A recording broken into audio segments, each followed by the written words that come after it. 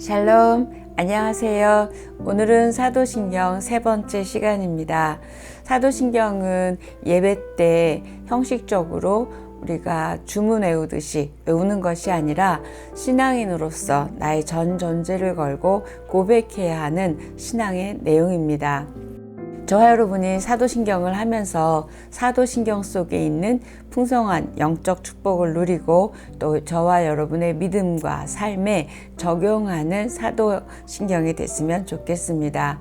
사도신경은 기독교 신앙의 핵심을 알게 하는 간단 명료한 지도 같습니다. 사도신경이 생겨난 2세기 때는 신앙의 원칙이라고 불렀다고 합니다. 이렇게 신앙의 원칙인 사도신경을 저와 여러분이 공부함으로써 신앙의 본질을 더 깊이 이해하고 우리의 구주가 되시는 예수 그리스도 안에서 믿음이 성장하는 은혜가 있기를 축복합니다. 오늘 할 부분은 본디오 빌라도에게 고난을 받으사 십자가에 못 박혀 죽으시고 여기인데요. 지금 제가 읽은 이 부분을 여러분 믿으십니까? 다시 본디오 빌라도에게 고난을 받으사 십자가에 못 박혀 죽으신 예수님을 믿으십니까? 질문에 대한 내용입니다. 지금 제가 읽은 이 부분이 예수님의 공생애를 압축해서 말하고 있고 또 시간 순서로 표현되어 있습니다. 사도신경의 중심 내용이 바로 예수님께서 죽으신 것입니다. 예수님이 태어날 때는 헤롯의 이름이 나왔었고 예수님이 지금 죽을 때는 빌라도 총독의 이름이 나오고 있습니다. 빌라도 총독의 이름이 복음서에 기록되어 있는 건 예수님의 생애를 알고 예수님의 죽음을 알아내는데 굉장히 좋은 자료가 됩니다. 본디오 빌라도에게 고난을 받으셨다는 것은 역사적 사실을 말하고 있습니다.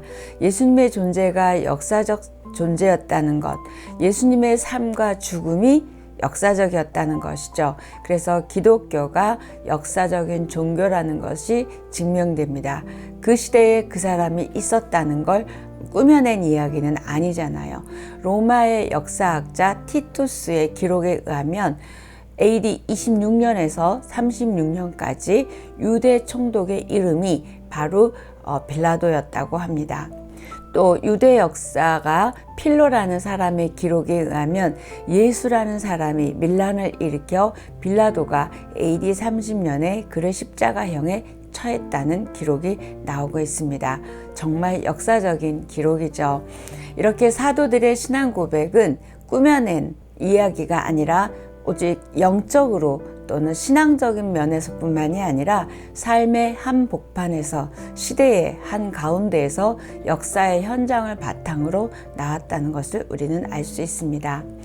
빌라도는 자신의 이름이 이렇게 2000년에 걸쳐서 이렇게 많은 기독교인들의 입에 회자될 것을 상상도 못했을 것입니다. 빌라도는 예수님의 사건을 다룰 마음이 없어서 갈릴리 지방의 영주인 헤롯 안디바에게 예수님을 보내서 사건을 떠맡기려 했습니다. 그때 헤롯 안디바는 예수님을 조롱하고 모욕한 뒤 다시 빌라도에게 보냈습니다. 빌라도는 예수를 심문하고 나서 3번이나 예수님의 무죄를 주장했습니다. 이 내용이 요한복음 18장 38절에 나는 그에게서 아무 죄도 찾지 못하였노라 이렇게 기록되어 있습니다. 본디오 빌라도는 공개적으로 예수에게 죄가 없다 이렇게 말해놓고도 당시 여론의 힘이 무서워서 판결을 뒤집습니다. 여러분 잘 아시죠? 이렇게 세상의 법은 정의롭지 못하고 이해관계가 개입되면 여지없이 무너지는 것이 세상의 정의인 것 같습니다. 본디오 빌라도는 바로 저와 여러분의 모습입니다. 우리도 믿음 대신 내가 손해를 보게 되거나 어떤 내 위치가 변하게 된다면 여러분은 어떻게 하실 것 같으세요? 예수님 대신 우리는 세상의 이익과 즐거움을 선택하고 또 이해관계가 되면 절대 손해보지 않는 것을 선택하지는 않는지요. 하나님보다 사람의 시선이 무섭고 또 하나님의 평가보다 사람의 평가가 무섭다면 우리도 빌라도와 크게 다르지 않는 것 같습니다.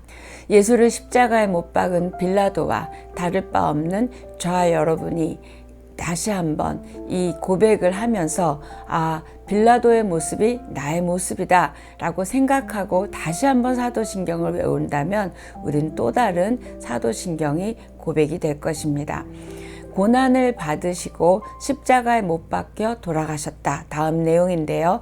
여러분이 고난을 받으시고 십자가에 못 박혀 돌아가심을 믿습니다. 이 고백입니다. 예수님의 고난을 생각해 봐야 되는데요. 예수님이 오시기 몇백 년 전에 이사야에 의해서 예언된 내용이기도 합니다. 여러분이 잘 아시는 이사야 53장 4절에서 5절 말씀인데요. 그는 실로 우리의 질고를 지고 우리의 슬픔을 당하였거늘 우리는 생각하기를 그는 징벌받아서 하나님에게 맞으며 고난을 당한다 하였노라. 그가 찔림은 우리의 허물을 인함이요 그가 상함은 우리의 죄악을 인함이라. 그가 징계를 받음으로 우리가 평화를 누리고 그가 채찍에 맞음으로 우리가 나음을 입었도다. 여러분 암송하시는 말씀이시죠? 이렇게 이사야는 예수님의 고난이 우리의 죄와 허물 때문이라고 말하고 예수님의 고난이 있을 것을 이렇게 몇백 년 전에 예언했습니다. 바울도 예수님의 고난을 우리의 화해 사건, 그러니까 우리와 하나님과의 화해 사건으로 보고 있는데요. 로마서 5장 8절입니다. 우리가 아직 죄인 되었을 때에 그리스도께서 우리를 위하여 죽으심으로 하나님께서 우리에게 대한 자기의 사랑을 확증하셨느니라. 이 말씀에서 보면 그리스도께서 우리를 위하여 죽으심으로 이 죽으시다는 내용이 나와 있습니다. 예수님의 고난은 받지 않으셔도 되는 고난이었습니다. 예수님의 고난, 예수님의 고통은 인류 전체가 당해야 될 죄사함의 고통이었습니다. 인류의 죄가 얼마나 큰지, 그 죄의 대가가 얼마나 크고 무겁다는 것을 가르쳐 주는 것이 바로 예수님의 고난, 고통입니다. 이사야 53장 6절은 우리는 다 양 같아서 그릇 행하여 각기 제 길로 갔거늘 여호와께서는 우리 모두의 죄악을 그에게 담당시키셨도다. 이 죄악을 담당시키시려고 예수님이 그렇게 고난을 받으셨습니다. 예수님의 고난은 나의 죄 때문이고 또 나를 대속하기 위한 것임이 바로 우리의 신앙 고백 안에 들어가 있기를 바랍니다. 예수님의 고난은 또 다른 차원에서 보면 고난받는 모든 사람들을 위한 고난입니다. 그때나 지금이나 앞으로도 누구든지 고난받는 사람들은 십자가의 예수 그리스도를 바라보며 위로를 받을 수 있습니다. 우리가 세상을 살아가다 보면 고난을 당할 때가 누구나 있습니다. 고난을 이기는 길은 바로 세상을 이기신 십자가에 달리신 예수 그리스도 안에서 우리가 살아가는 것입니다. 요한복음 16장 33절 세상에서는 너희가 환난을 당하나 담대하라 내가 세상을 이기었노라. 그분이 십자가에 달려 돌아가심이 바로 죄에 대한 승리였고 또 하나 세상을 이기신 승리였습니다. 그 다음 사도신경 내용은 십자가에 못 박혀 죽으시고입니다. 십자가에 못 박혀 죽으심을 믿습니다. 이 고백인데요. 빌라도에게 고난을 받으사 다음에 십자가에 못 박혀 죽으시고 라고 고백합니다. 십자가에 못 박혀 죽으시고라는 신앙 고백은 예수님 생애의 중심입니다. 십자가에 사람을 달아 죽이는 방법은 고대 중동 지방과 로마 제국에서 사용되었던 방법이라고 합니다. 십자가의 형틀은 능욕을 당하고 수치를 당하는 것이고 저주를 받은 사람들이 져야 할 형틀이었습니다. 이와 같이 예수님은 인간이 질 수 있는 가장 가혹한 방법, 가장 수치스러운 방법인 십자가 죽음을 당하셨습니다. 십자가에서 죽으시고 라고 해도 되는데 십자가에서 못 박혀 죽으시고 라고 못 박혀가 들어가 있습니다. 못 박혀라는 말을 왜 집어넣었을까요? 우리는 손발에 못 박히는 것이 얼마나 아프고 고통스러운 것인가를 우리는 실감할 수 없습니다. 우리는 너무 쉽게 십자가에 못 박혀 죽으셨다고 말하고 있지는 않은지요. 이 쉽게 못 박혀 죽으심을 말하고 예수님의 죽음을 너무 쉽게 말하는 건 아닌가 반성하게 됩니다. 십자가에 못 박혀 죽으시고라는 말을 통해 예수님의 죽으심은 직접 자신의 육체에 심한 상처와 고통을 당하시면서 죽으셨다는 것을 알게 됩니다. 예수님은 그런 고난과 고통을 당할 필요가 없으셨죠. 그러나 본래 하나님의 인류 구원 방법이 초자연적인 방법으로 그렇게 하시는 것이 아니었고, 그의 아들로 하여금 인간으로 와서 바닥으로 내려가서 인류 구원의 목적을 달성하시는 것이 바로 하나님의 방법이었습니다. 이렇게 십자가는 인류의 모든 죄의 심각성을 가르쳐주고 있는 것이고, 예수님이 십자가에 못 박히셨다는 것은 인류와 완전히 동일화되어서 우리의 죄가 그대로 그분에게 전가되었음을, 그래서 그분은 우리의 구주가 되실 수 있었음을 말하고 있습니다. 그리스도의 십자가는 우리 죄에 대한 희생이었기 때문에 화목제물이라고 사도 바울은 말했고요. 또 우리의 화목제물 하시기 위해서 죄의 대가를 지불하신 것입니다.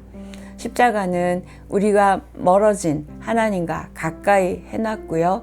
또 속박과 죄로 인한 죽음에서 우리를 건져주셨습니다. 우리를 죄 안에 머물게 하고 하나님의 은혜 밖에 머물게 하려는 모든 죽음의 권세에 대한 승리의 선언이 바로 십자가입니다. 예수님의 십자가는 온 인류의 죄가 처리된 장소이고, 예수님의 죽음은 우리의 구원을 위한 하나님의 계획이었습니다. 예수 그리스도의 십자가에 못 박히심과 죽으심은 바로 죄와 사망의 정복입니다.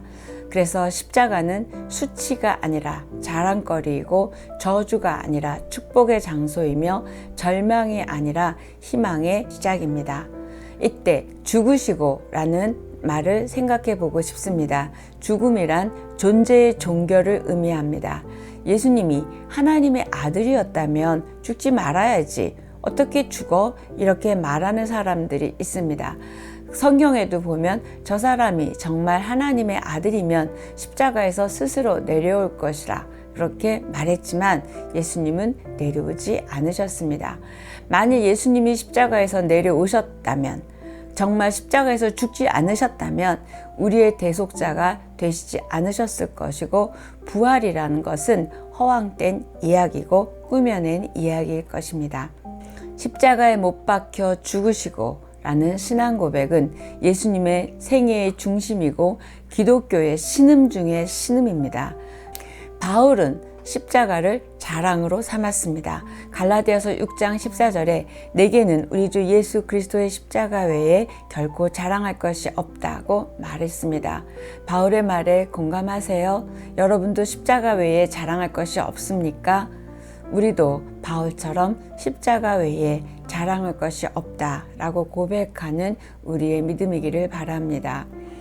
우리 주 예수 그리스도의 십자가 외에는 결코 자랑할 것이 없다. 이 고백은 결국 십자가로 인하여 우리의 죄가 없어졌고 우리가 하나님의 자녀로 이렇게 존재할 수 있음을 말하고 있습니다. 그런데 우리는 십자가를 자랑하면서도 사실 십자가의 길은 외면하고 십자가를 지고 싶어 하지는 않습니다. 왜요? 십자가는 좁은 것이고 십자가를 지는 건 힘든 일이기 때문입니다. 그리고 십자가를 진다? 어리석어 보이는 길이기 때문입니다. 저와 여러분이 정말 십자가를 자랑한다면 우리 모두는 십자가의 은혜를 깨닫고 감사하고 십자가를 자랑할 뿐만이 아니라 십자가의 길을 갈 수 있는 저와 여러분의 믿음과 삶이 되기를 소망합니다. 예수님은 나의 죄로 인하여 본디오 빌라도에게 고난을 받으시고 십자가에 못 박혀 죽으셨습니다. 믿습니다. 아멘. 오늘 여기까지 하겠습니다.